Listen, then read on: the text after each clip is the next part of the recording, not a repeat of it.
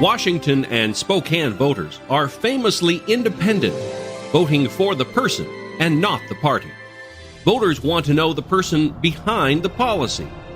Join host Sulani Madsen as she interviews 2016 general election candidates for local, state, and federal office on the experiences that have shaped their lives. The Meet the Candidate series is sponsored as a community service by the Ponderosa Republican Women's Club, the law office of D.C. Cronin, and We Believe, We Vote.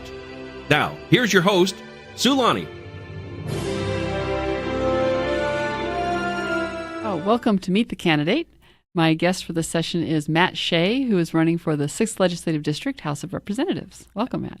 It's great to be on, and we're actually in the 4th Legislative District in Spokane Valley. So I wrote that down wrong. 4th Legislative District. There we go. It's good to have a sense of humor. It is. So what are the duties and responsibilities of the office of 4th Legislative District, House of Representatives? Well, state representative, you really actually represent everybody in the state, not just your constituency, especially on kind of the key issues with the budget. But the primary responsibility of a state representative is to help write laws and also in an investigatory capacity, hold agencies accountable and take concerns and ideas from constituents and turn them into solutions. That's really kind of the simplest way to put it. And believe me, we get a lot of phone calls on not only ideas but problems people are having with state government and can we help? Is there a way to fix it?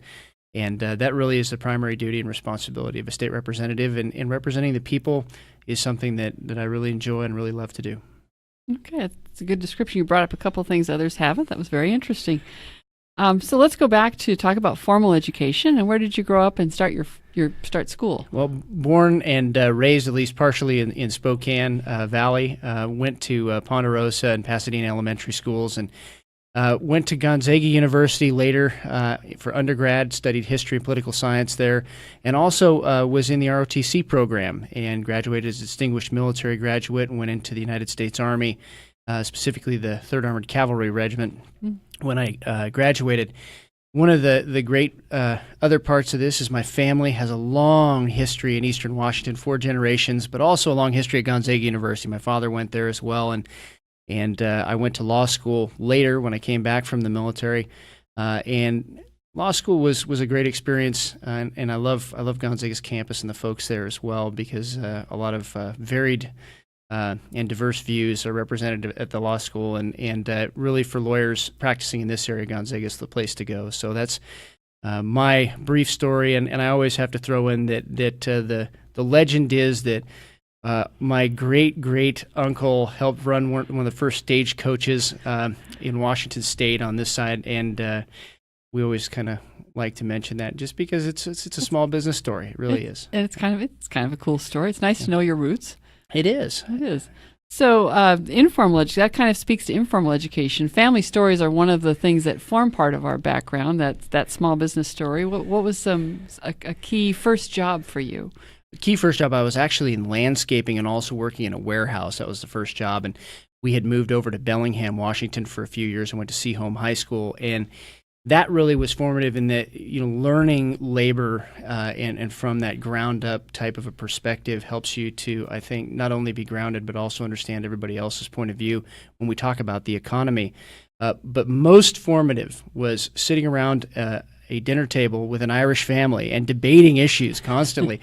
That's really what gave me a great experience and led me to be a pretty good debater, I think, because you could hold your own at an Irish dinner table. You could hold your own anywhere.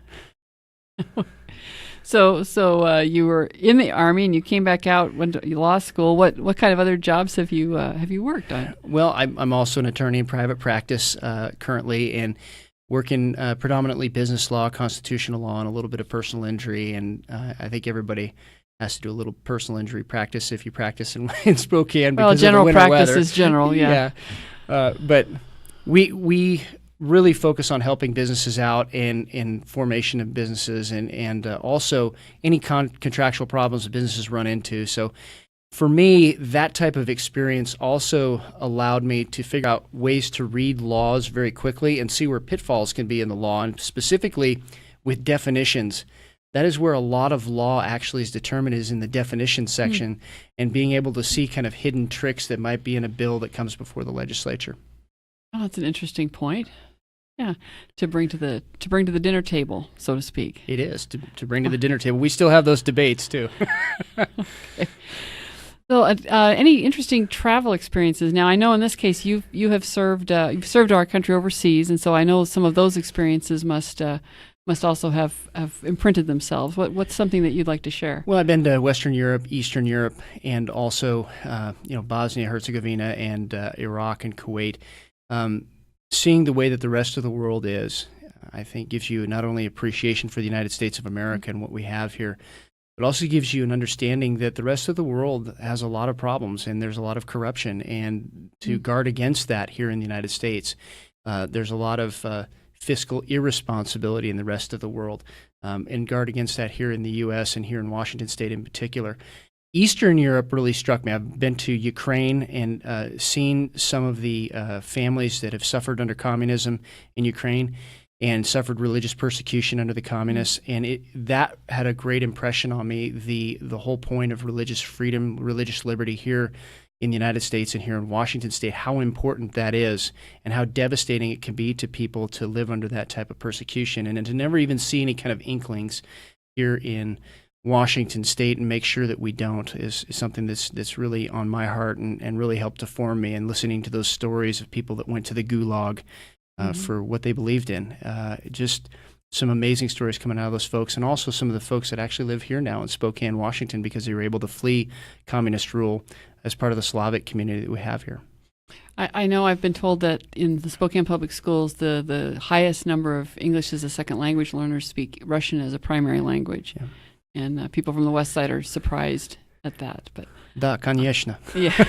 So you've learned a little to speak to your I have. My wife is from Ukraine and was part of that community that immigrated here for religious liberty and freedom. And so I have learned the language and especially the words "Ya tebya lublю," which is "I love you" in Russian. That was the very first thing she taught me. So that's good. Yeah. Did she also teach you "I'm sorry, honey"? Is that indeed the second words, right? Second words, right.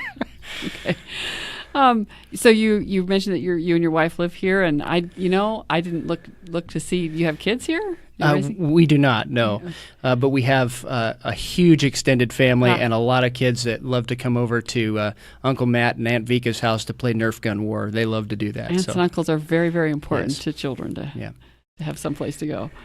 So we are getting very close. I can give you a little bit more than the minute and a half. If you'd like to answer the question, why vote for Matt Shea? I know you're running for re-election. What's something that you're particularly proud of having accomplished so far? Well, we have, and it's always we. It can never be just one person going over there. We've assembled quite a great team that has now the most successful slate of constitutional conservative bills in the history of the state of Washington, and we've been able to reach across the aisle, and that's what I've been most proud of. We had 80 Democrat co-sponsors on our bills, and so we found issues of principles that we could build coalitions around, and that really has helped us change the state of Washington for the better. I think if I was going to talk, and I really don't like talking about myself, but I think I bring a lot to the table as an attorney, again, to be able to read bills and see where some of these pitfalls are, and also some pitfalls that might be unintended, and try and fix those for the good of the state. For me, lower taxes, less government, and more freedom has been my motto, and I believe that that is a formula for success in America, and adhering to the Constitution and making sure that all citizens are represented regardless of their point of view. But as long as that point of view is united around the Constitution, I think we can be Americans again instead of conservative, liberal, Democrat, Republican. We can truly be Americans again. Okay, so you'd like to make one last pitch for why vote for Matt Shea for the 4th Legislative District, House of Representatives, and if you have a website, you certainly could add that in here too. Absolutely. I will make and will continue to make lower taxes, less government, and more freedom a reality in Olympia, and you can visit me or find out more about me at voteshea.com. Okay. Thank you very much, Matt. Thank you. I'm glad you could come. Yep. Thanks.